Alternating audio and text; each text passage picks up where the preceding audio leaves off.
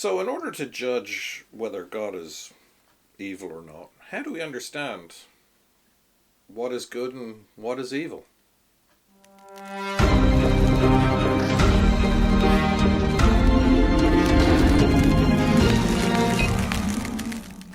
So we all have a sense of right and wrong. I don't think anyone really disputes that. The problems occur when we start to talk about the specifics. We all have a moral compass, but not all moral compasses then point in the same direction. For some, north is that way, and others it's that way, and some people's moral compass spins like a helicopter. So when it comes to individual things, are they right or wrong? We can have great disagreements. Well, we know there is certainly something that is right and something that is wrong. Like abortion, for example.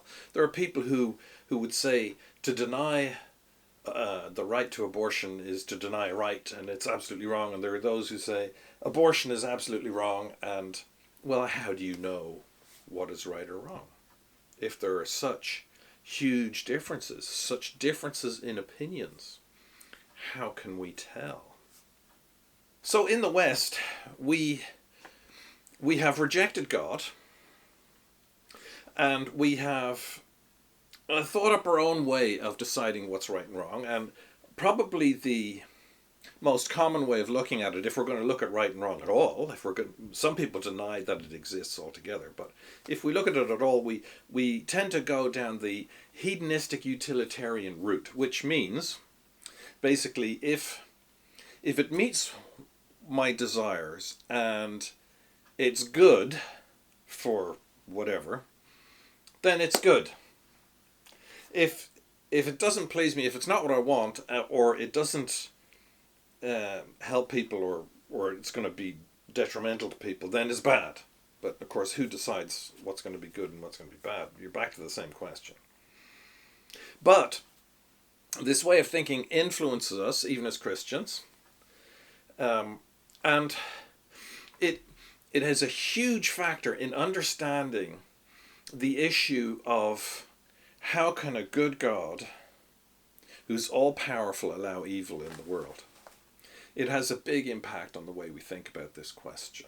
How does this work out? Well, do you like suffering? Do you like pain?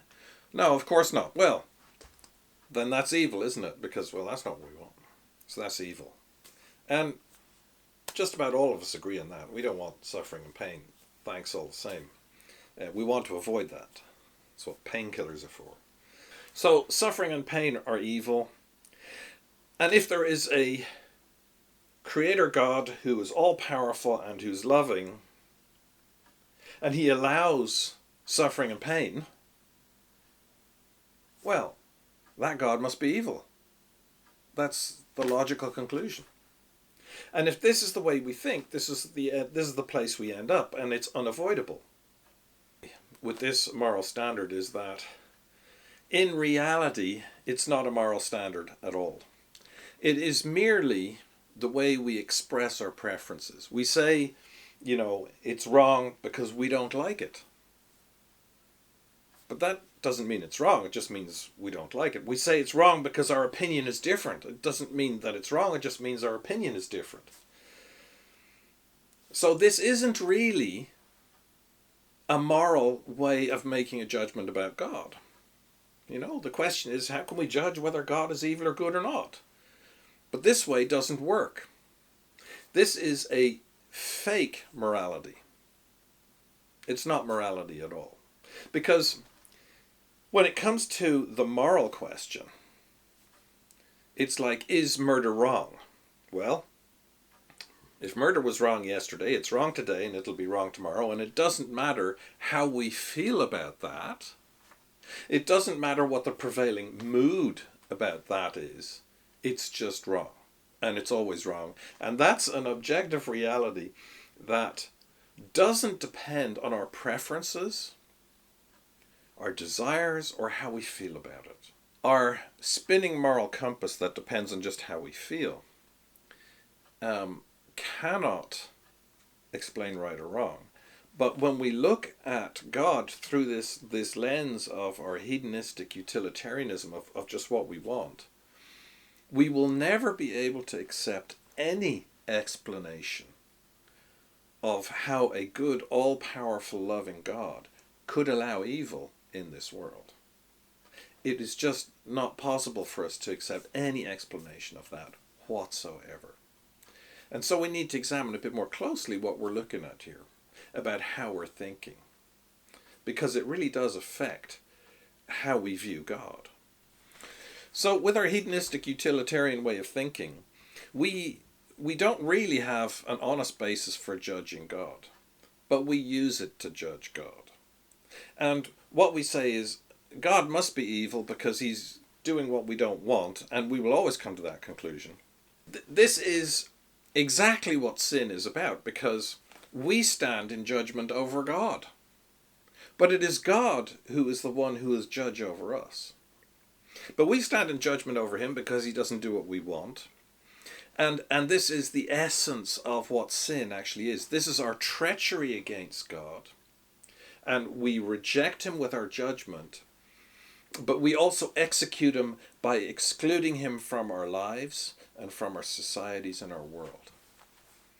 And that is the ultimate treachery against the Creator. Maybe the question should be, who is evil? But the real question here today is, how do we make judgments about this? And what is influencing the way we think? And how is it influencing the way we think? And this hedonistic utilitarian way of thinking, this, if it makes me suffer, if it gives me pain, it's wrong. What is our basis for thinking that way? It's just really what we want. Give me what I want or else it's wrong. Is that a real way of judging what is right or wrong? Or is it just a con job? We need to recognize that this is not a way of judging what's right and wrong. It is merely a way of judging what we like and what we don't like. And pain and suffering are real. But how can we look at God and make an accurate judgment about God and what God is like if everything we judge is based on our preference? We can't. And so, first of all, before we can really get into looking at God and judging God, we need to judge ourselves and the method we're using to make this judgment about God. Because if it's based on our preferences and our own opinions, well, they're all different and they change with the prevailing wind. And so our compasses spin in different directions, because what's right today is wrong tomorrow. What's wrong tomorrow is right today, etc. And it all goes crazy. And it can be really insane. It is a ship at sea with a compass that's just spinning round and round. So if we really want to be able to judge God, we need to recognize that this way of thinking that we have is deceitful, self-serving, and is never going to come up with an honest answer. And we want an honest answer. So how can we have a truly objective moral basis for judging God? How can we do that? Where can we find this objective moral basis that is not dependent on how I feel, or what I like or what I don't like, or the prevailing wind of the moment, but that is always the same, like murder is always wrong? How do I judge God on that basis? What sort of basis can we find, can we have, that is objective and that does not change? And that is a question for the next video. So, thank you very much for watching. I hope you got something out of this. This is going in a direction. We'll get there eventually. But this is important, an important issue to deal with, because if we don't deal with this, we won't be able to accept a reasonable answer. So thank you for watching. Please give it a thumbs up if you like it. Subscribe if you haven't already, and see you next time. God bless. Bye.